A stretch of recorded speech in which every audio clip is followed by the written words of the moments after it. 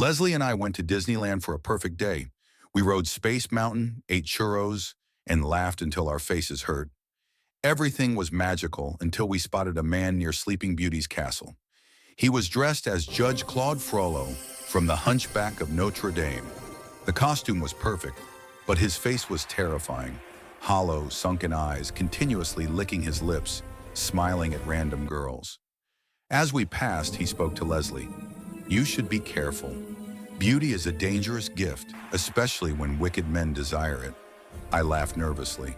Creepy, but solid impression. He just stared at Leslie before disappearing into the crowd. Then we kept seeing him everywhere. At the Haunted Mansion, at Pirates of the Caribbean, always watching Leslie with those dead eyes. When we changed areas, he somehow reappeared. "Your biggest fan is still following us," I joked, but fear crept into my voice. After Splash Mountain, Leslie went to change her wet clothes. I waited outside. Then I heard her scream. She burst out, pale and shaking. He was inside the restroom, watching me in the mirror, smiling. I ran in and found him standing there with that sick smile. I tackled him, punching him repeatedly. Blood splattered everywhere, but he didn't fight back. He just laughed, a deep, guttural sound like a church organ. The more I hit him, the louder he laughed. Security dragged him away. As they did, he looked at Leslie and said, "You can't hide your beauty, my dear." Not from eyes that see through skin. Then that horrible laugh echoed again. Security found nothing on him. No ID, no wallet, no ticket. He shouldn't have been in the park at all.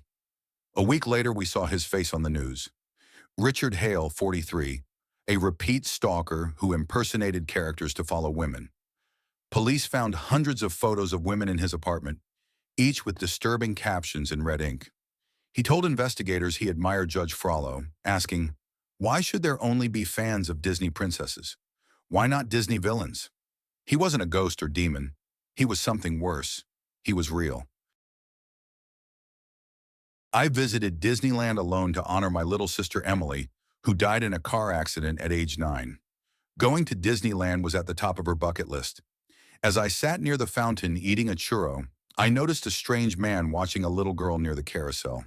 He pretended to check his phone, but his eyes never left her. Then he approached her with a popsicle while her parents were distracted.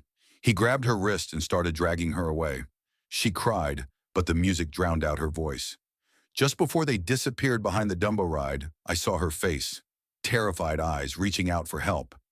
In that moment, I saw Emily. Something snapped inside me. I ran and tackled him as he pinned the girl against a wall. I punched him until security pulled me off. By then, he was barely conscious. Later, the little girl came to me with band-aids on her knees. She looked up with big eyes, the same color as Emily's. "Thank you," she whispered and hugged me tight. Months of guilt and pain spilled out. By saving her, I'd finally done what I couldn't do for Emily. As fireworks exploded that night, I saw a tiny figure in a white dress and mini ears through the crowd. Emily smiled at me, then vanished. Somewhere beyond the lights, I knew she was proud that her big brother had finally become her hero. My daughter Macy and I were driving to Disneyland early one Saturday morning. She was 9, wearing her new Minnie Mouse ears, singing along to Frozen songs.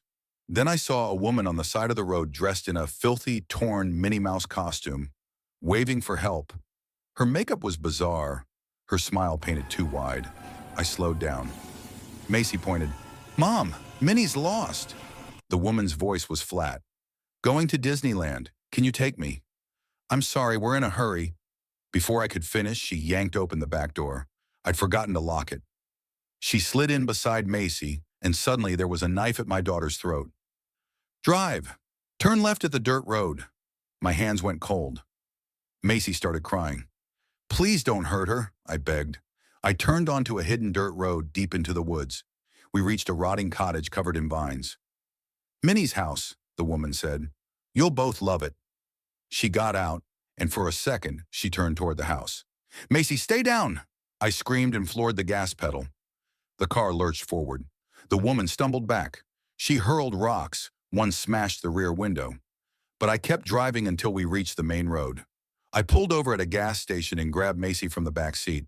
She was crying, with glass in her hair, but unhurt. "Mommy, I don't like Minnie anymore," she sobbed. Police searched but never found the woman.